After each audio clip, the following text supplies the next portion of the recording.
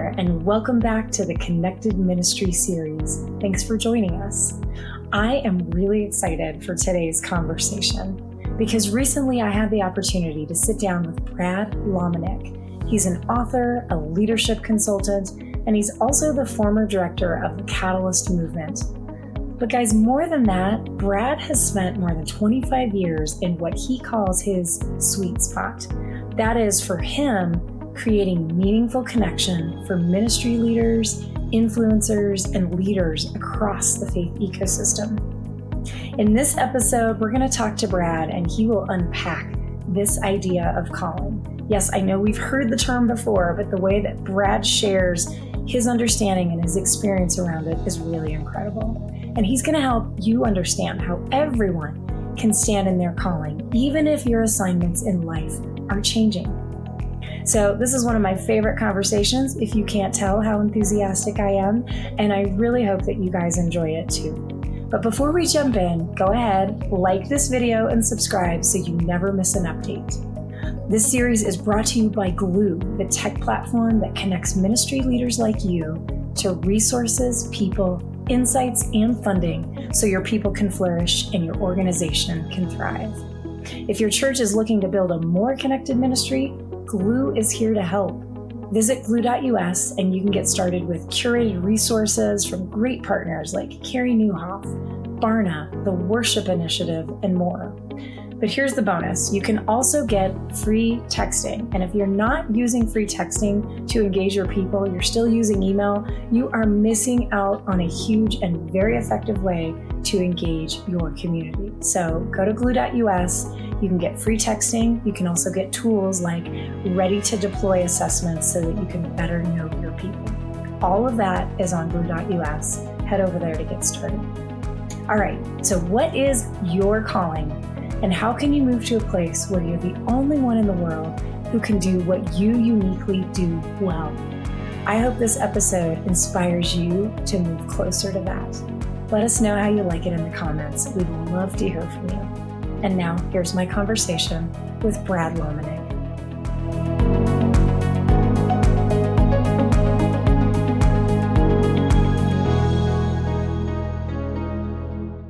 Many years ago, 20 plus years now, got connected to John Maxwell and was in my mid-20s, started working on conferences and events. And through that, there was, multiple sort of iterations of different projects. And one of those was Catalyst, which then turned into an event for young leaders that then turned into more events for young leaders that then turned into, I guess you could call it a movement, or at least a pretty good run of a couple of decades of gathering hundreds of thousands of young leaders, primarily young Christian leaders, in arenas and at churches and in conference settings. So for me, that was the true catalyst, was getting around the right who. And when I got around the right people in my 20s, not even necessarily what I was doing, but more just being in proximity to some of the right people that gave me opportunity and put me in the game earlier than I should have been and said, hey, take this and run with it. And I'm like, really? Like, I'm not going to get in trouble if I don't know what I'm doing? So that's been my journey. And I guess, the last 10 years, a bit more, a broader connection, a broader role in the Big C church, the Big K kingdom, in terms of bringing different groups together, advising different organizations, being a speaker, a writer, I guess a thought leader, but really a connector. At the end of the day, like as Jim Collins says, in Good to Great, everybody needs to figure out their flywheel. And he would say his flywheel is curiosity, that really turns the entire machine and allows all the different expressions of his influence to be based off of one thing. For me, my flywheel is connection, or connecting, or being a connector. So the more people that get in my slipstream, the more opportunities I have to have different ways to impact, influence, and gather leaders. So that's the story for me. It's 25-year run of gathering, connecting, and influencing the influencers. I'm going to come back to that, but I'm curious, when you look back on those 25 years, what are some key themes that you've seen that are like, this is timeless, this is needed, and this is why, working in that space continues to be a need? Adding value, for sure. And this is something John Maxwell taught me early in my career, in my mid to late 20s. If I add value to people, if I add value, period, I win and they win. And so many times we're keeping score, we're trying to figure out where we are on the ledger. Did you give me a deposit or did I give you a deposit? When can I withdraw? So the premise that we don't keep score, and that, again, my job ultimately every single time is to just be a value adder. That's been an underlying principle for me in terms of how to not just be a good connector, but also how to just be a good employee, how to actually be a good team member, how to run an organization, how to lead something that becomes bigger than you ever thought it would be, and still have the same premise of wherever I am in the food chain, I'm still here to serve and add value to other people. That's a big one.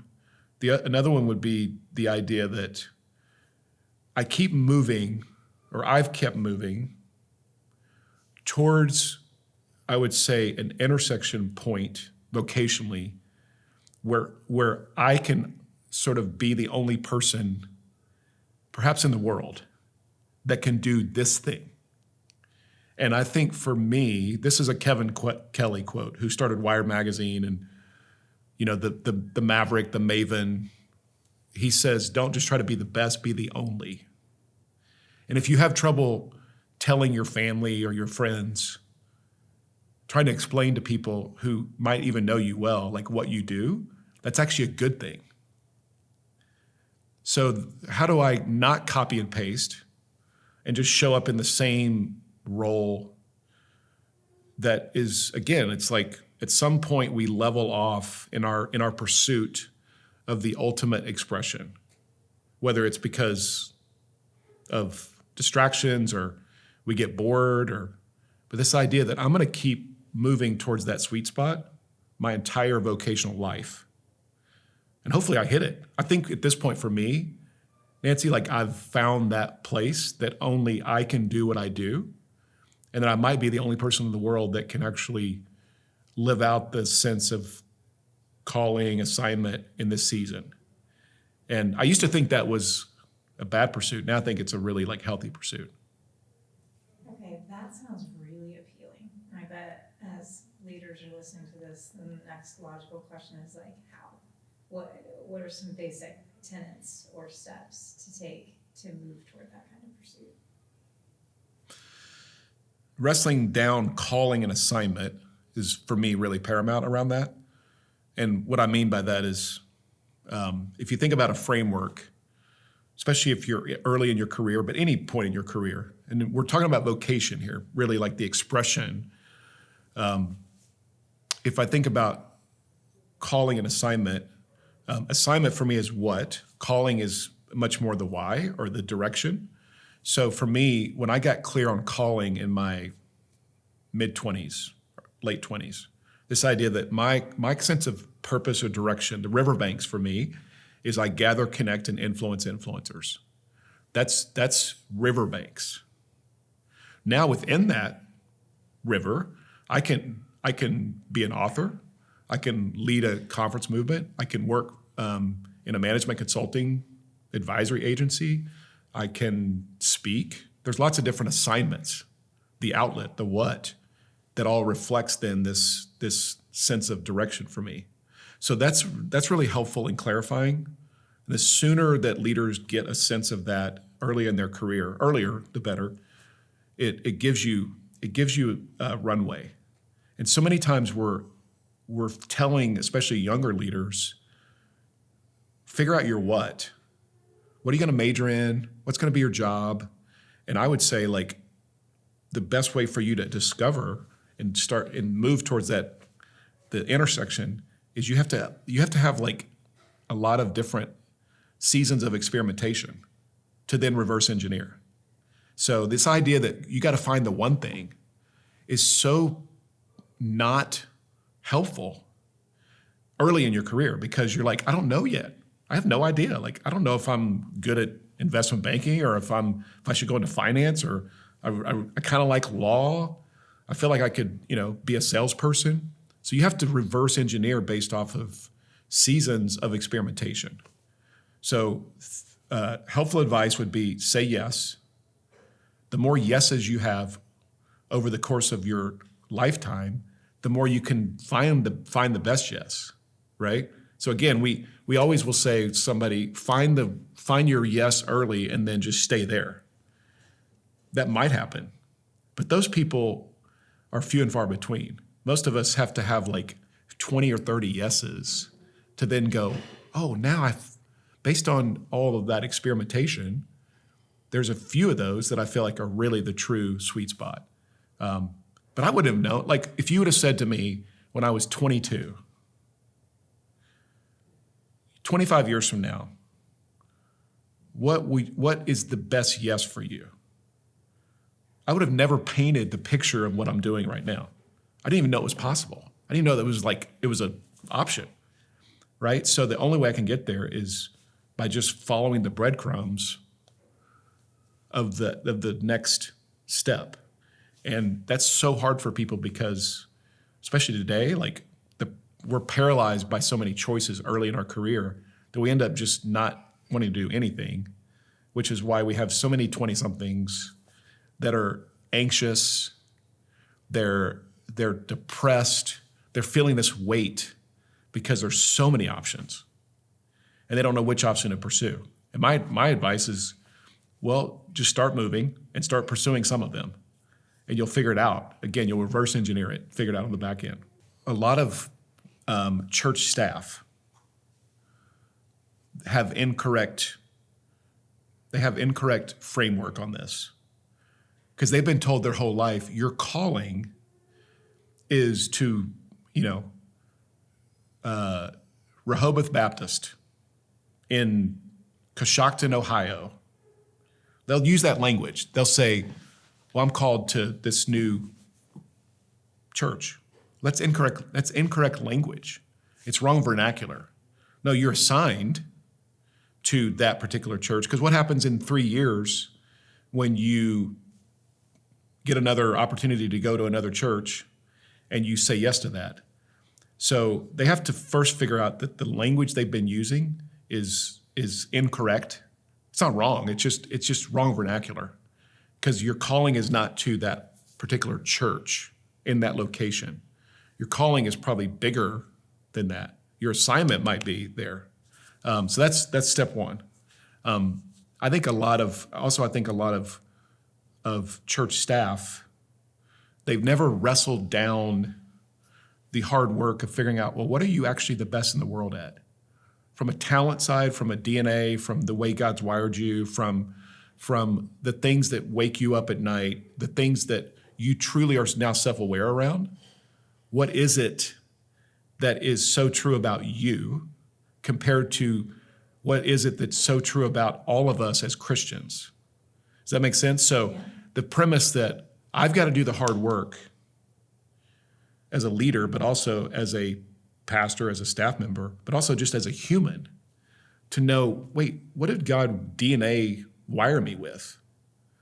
And then think, well, does that match up with the season I'm in?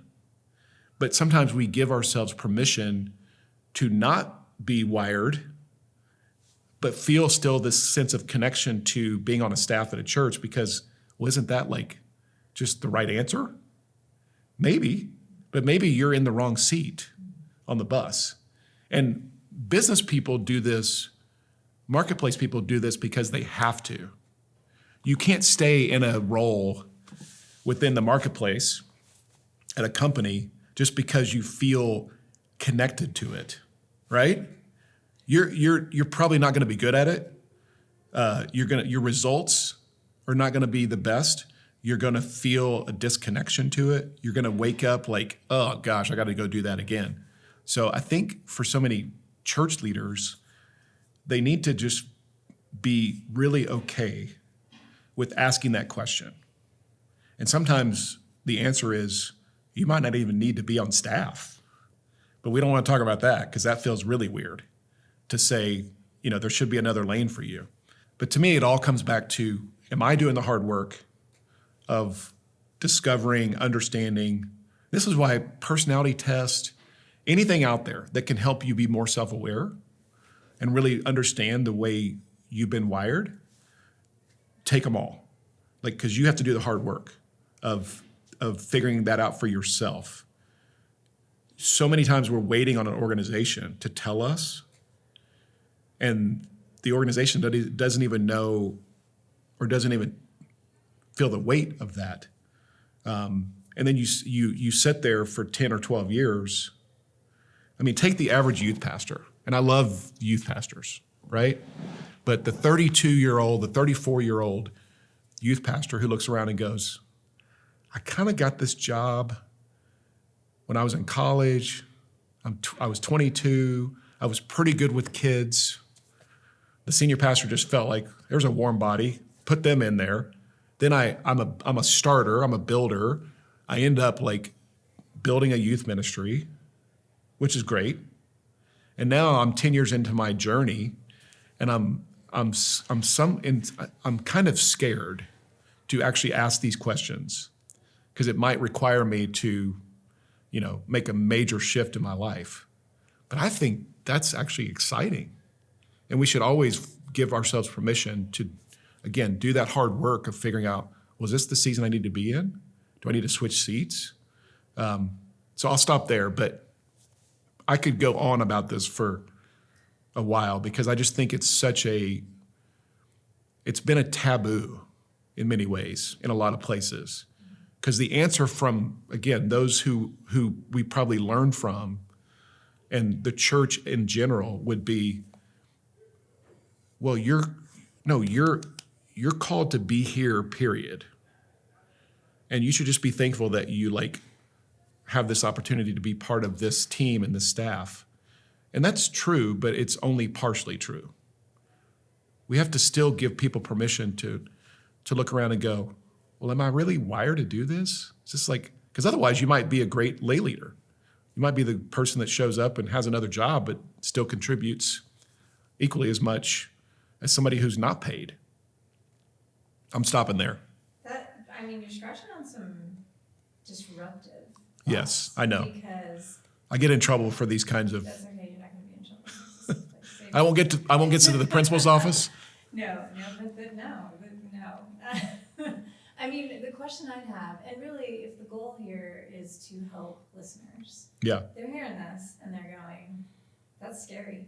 What if I do this exploration and the answer is I'm not called? Or what if I do this exploration and I've got clarity about it, but the team that I'm on barely has any budget to help me start to explore this area where I'm being called? What are some empowered, active steps to help them start to at least get on the path and start the exploration? What does that look like? Great question. Sometimes I don't know. Most of the time I don't know. I'll give you my opinion. Again, it goes back to whose responsibility is it to be self-aware and to have a posture constantly over the course of your life to self-discover. Whose responsibility? It's mine. I'm not going to wait on an organization. I'm not going to wait on my boss. I'm not going to wait on a team, an executive team. I'm not going to wait on a senior pastor. So it comes back to me doing the hard work and the homework of discovery. So now let's just assume that now I'm at a place, I'm at an inflection point. Again, I'm 33 and I look around and go, I feel like there's something different in this next season, which happens to a lot of people. And a majority of people don't embrace that change. They just stick. And there's nothing wrong with sticking. But now they're still loyal, but they're not necessarily, again, pursuing that thing that only they can do. And I would say at that point, is it a sin issue? No. Is it a better best issue? Yes. And what's my role in that situation? I would say be smart. Okay. So don't hear me saying, stop it, quit, just dump it all. Because that's dumb tax, right? Because you might have 3 kids and a mortgage and responsibility. So, but you can be willing to say, well, how do I take what I feel like might be a new reality and now lean into that? So let's take the side hustle or the side gig, project economy, the gig generation. I think this is actually healthy because it's doing is it's now giving all of us permission to be able to look at somebody and say, listen, if you get your work done, what we're asking you to do in this role, if you get that done and you still have time to pursue other things, we actually encourage that. I think that's the new reality of most healthy organizations. And so that might be your best outlet, is to start and say, oh, I really feel like real estate, as an example, is this next season that I like. I feel like there's an inkling there. Great. Like pursue it as a side hustle or a side gig and start to see, well, does that make you come alive? Is there monetary and revenue opportunities there? So that's my advice. Like, don't pay dumb tax, but also make some small strategic decisions that don't disrupt everything, that allow you to maybe have some off the main river opportunities to float down some small streams and see what happens. But I would never say that you have to like just cut everything at that point when you start to feel that realization, because I just don't think that's smart. That's good. Love it. Okay, so let's go back to connection a little bit. You talked about having the clarity that your unique intersection is really, I love the river metaphor, I love the banks of who's involved in that, but that your unique intersection, I pictured you as a snowflake. Your snowflake contribution is that connection. Right now, Surgeon General released, information about isolation, Yep. loneliness being an epidemic. Yet, we're more connected than ever Yeah. in some ways. So, speak a little bit to this idea of disconnection, what you're seeing, and where the opportunities are for connection. Friendship is on the decline. I think part of even the Surgeon General, the new reality is we're not just isolated, we're not just disconnected, but we actually have fewer friends than we've ever had in the history of, I don't know how long, but a long time. So all those are going the wrong direction. And so I would say part of for me, what I feel like the stewardship is stir up and create environments where people can find new friends. And part of my job as a connector is to introduce my friends to my friends. Now that's not everybody. I've been doing this since first grade. I mean, truly, like first grade, Mrs. Weaver's class in small town Oklahoma, shout out, Mrs. Weaver, first grade. But the first day of first grade, by the end of the day, I knew everybody's name in the class. By day 2, I'm doing like trade deals in the cafeteria.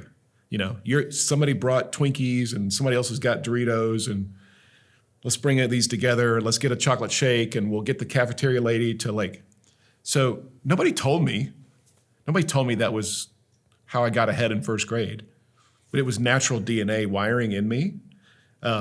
So I know I'm different. I'm unique compared to most people. But I would say, okay, tangibly, what does it look like for us to help solve the isolation epidemic? Every one of us, as leaders, as people in general, but as leaders especially, we have the ability to curate in our local expression friends who now can become a circle that keeps me from being isolated. So I do it at a national and international level. But everybody goes, okay, Brad, that's great for you, but you're wired that way. You're a nerd. You're a total nerd when it comes to connection. But my response is, well, okay, you can do it locally. So again, take your 3 friends or your 4 friends, and let's say, how do I intentionally, strategically, again, solve the isolation crisis? Well, I help those 3 or 4 friends connect to 3 or 4 new friends locally. And it's hosting people. It's allowing for you to be the person that is the one that gets everybody together. It's making sure that those people are now expanding their circle. So it goes back to very easy to implement action steps around how do we solve this. And let's be honest, the church is most strategically positioned in general to be the answer to the isolation crisis. So then my question is, well, okay, church, pastor, staff member, are you equally as committed on a Sunday? On a Sunday, are you equally as committed to creating connection points? And by the way, the greeter at the door, that doesn't count. That's not real connection. The weird transition moment in the service, everybody turn and say hi to we're a friendly church. No, you're not. You're a transition. That's a transition in the program. So those don't count. But how many times in a Sunday experience are you actually creating a real connection point for somebody where they go, oh, Nancy, you need to meet Lisa, and y'all need to be friends. You live in the same neighborhood. Your kids are the same age. You're both in the marketplace. You don't know each other, but y'all need to know each other. Like, if you can show me you're doing that as much as you are creating content, and content's helpful, it's important. Your sermon is still very valuable. But again, I would argue, like, take some of that Sunday time and actually figure out a way to connect Nancy and Lisa in a real friendship, conversational, not weird way, right? So to me, that's so easy to do if you change a bit of your mindset on, well, what is the church most strategically positioned to do? Now, it doesn't scale well. I get it. It doesn't scale well because people will say, Brad, I can't do that with 4,000 people. Well, maybe not, but can you do it with 400? Can you do it with 40? If you decided that you have 100 people in your church who are the best connectors in the community, and not all of a sudden you say to them, your job while you're here on a Sunday is to find people and strategically introduce them to each other. That's a game changer.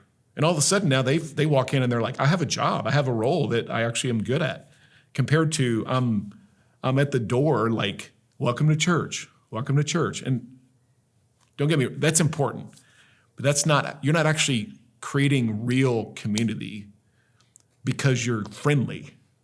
I'm talking about real community because, again, Nancy, meet Lisa. You all know each other. You need to hang out with each other. Y'all need to like meet for dinner. You live in the same neighborhood. That's a different level of solving the crisis. And people will show up for that whether they love Jesus or not. They will come to your church because you're actually introducing them to people who they want to be connected to and friends with. And ultimately, at some point, hopefully they do say yes to Jesus. But I just think that's one of the great evangelism tools right now that we're not leaning into as the church, even though culture is starving for it. We have an epidemic. I mean, it's all over everything. But yet we're still, in general, we're still saying, oh, we're great at community. No, you're not. Oh, we're great at connection. No, you're not. You're really good at content. You're really good at like creating a service. You're really good at like getting people in and out. You're really good at creating consumers who need to be fed, but you need to get really good at doing those other C's. I'm off my soapbox now. I love it. Bring it. Bring it. Okay, all right. So let's go further with this. So that is this idea of connection, even within, a church setting. If you zoomed out and took that perspective of what might a connected ministry look like, describe what the possibilities are. What would that look like? I think a big thing around this idea is we have to understand that a unified strategy is a better strategy, period. So can we go further together than we can on our own? Yes. Do we care who gets the credit? Ultimately, should we care who gets the credit? Well, if we want to have a connected ministry mindset, we have to drop that. Is the ability for us to do something bigger together than we can on our own more important than me having my own little kingdom and operating as a lone ranger? Well, yeah, the answer to that we all know. So some of this is mindset. Some of it is, well, who takes the first step? Who actually is the one who has to be willing to say, we're all committed to this? Good question. I would say many times the ones who are least likely to have a connected ministry mindset are the ones who are the biggest and have the most influence. I would say that their job is to be the first to say, okay, we have to be committed to this.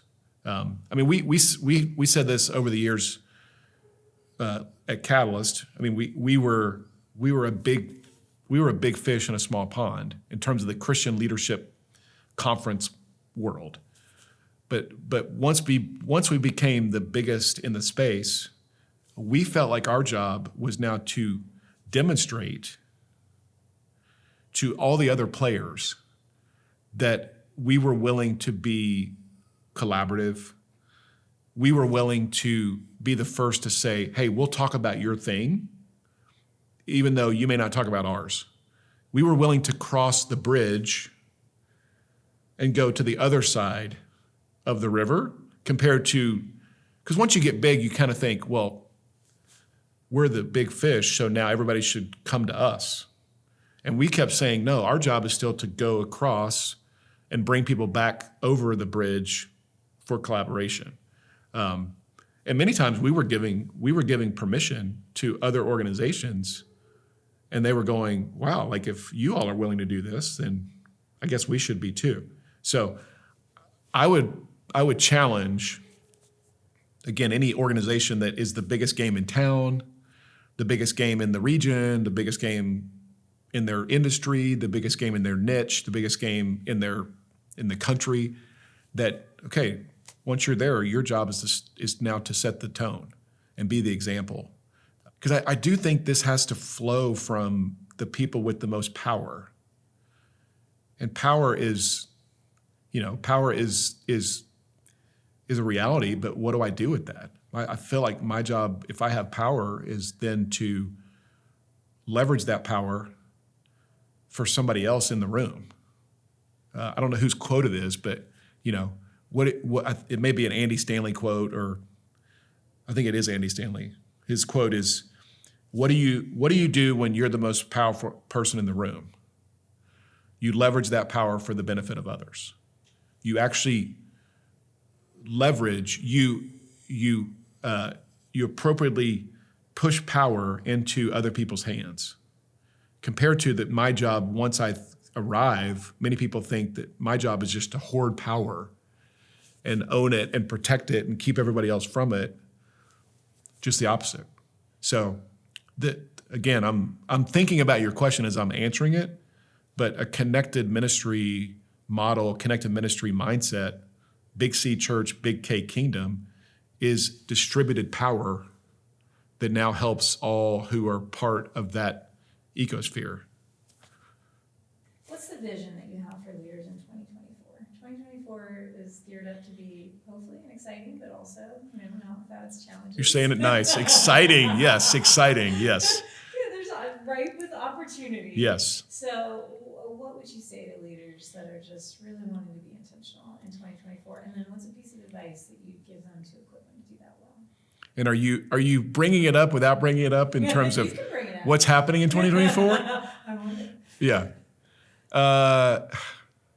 Well, I'll read between the lines on your question. You can bring it up. Gosh, it's so hard. It's so hard to navigate talking points as a leader today. It just is. Because half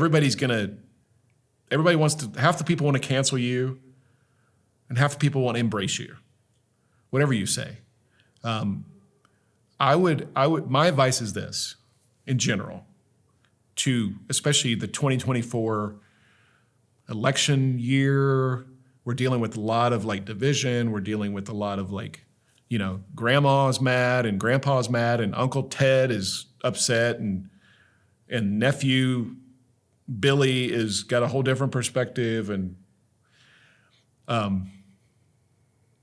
my advice is truly okay, let's take this, let's go old school Jesus. Truly. Biblical, old school Jesus, the posture of if I'm a disciple of Jesus, then what is my response to whatever the conversation is? What is my posture? How do I engage with somebody? How do I have a lens that I can operate through? And that's my answer. Now, the expression of that, you might say, well, in all things, love. Okay, great. I'll leave it up to the leader, though, that's listening to this or thinking about this in terms of how they approach the way they are dealing with division. But to me, again, it's simple in terms of whoever is in front of me, whoever I'm engaging with. I'm going what would Jesus do? Truly, give me the bracelet again, man. Bring back the bracelet, and I'll just hold that up and be like, what would Jesus do? So I'm not skirting the question, but to me, that's the answer. Is I have to rediscover how each conversation, each moment, each transaction, each point for me on social media, each email I get, each I can't believe you said that, each I'm leaving the church because of, what would Jesus do? How would Jesus respond? What is the biblical approach to every single engagement point over the next 12 months? That's my framework. Now, that's not easy, right? But I think that's the approach that we individually have to take, regardless of whether you've got 1 million people that pay attention to you or 12. That's good. And what's possible? Describe the vision. What happens when we do that? Well, I think we're demonstrating a united church. I think we're revealing that as a follower of Jesus, and I'll probably get thrown under the bus for this statement. As a follower of Jesus, my approach to things that are happening in culture are they have a different perspective than what culture has. So, and I'm not gonna only point this to politics, but I'm gonna point it to, as a leader, my job is to have a lens and a worldview and a perspective that is bigger, it's macro, it's more kingdom than anything happening at cultural levels. So I'm not getting in the mud, if that's a better way to say it. I'm not gonna get in the mud and have those kind of discussions, because I have a posture and a perspective that is mandated to look at things differently. So that's what it feels like to me. Is now, could we start a campaign in 2024 that says we look at things through a different lens as followers of Jesus? Well, sure. Would that go anywhere? I don't know. But to me, that's our role. That's our role. Now, I'm not saying you disengage from the cultural conversation, but I can't necessarily allow my own sense of impact to be forced into the same win-loss column as everybody else in the culture in general. That to me is it is not big C and big K thinking. It's small c, small k, small L, small leader thinking. I have to have big leader thinking. So it's a different mindset though. Different, and I know what everybody's thinking. Brad, what does that mean? Does that mean I don't say something back on Instagram or on X or on whatever platform to that person who is trying to throw me under the bus? Maybe. Not everybody cares about your opinion. I know that's hard to hear, but not everybody cares. And you don't have to have an opinion about everything. Well, we hope you enjoyed the conversation and that you are inspired to say yes to things that help you stand more in your calling. We're grateful to Brad. I'm grateful to Brad. I just learned so much for sharing his insights and his wisdom in this episode of the Connected Ministry series. If you want to learn more about Brad and his work and his teachings, head over to bradlomenick.com. If you're looking to hear more perspectives from great ministries like Brad on topics like disconnection in the church, connected ministry, and how to integrate the next generation into the way that you are leading, please be sure and check out the Perspective series right here on our channel.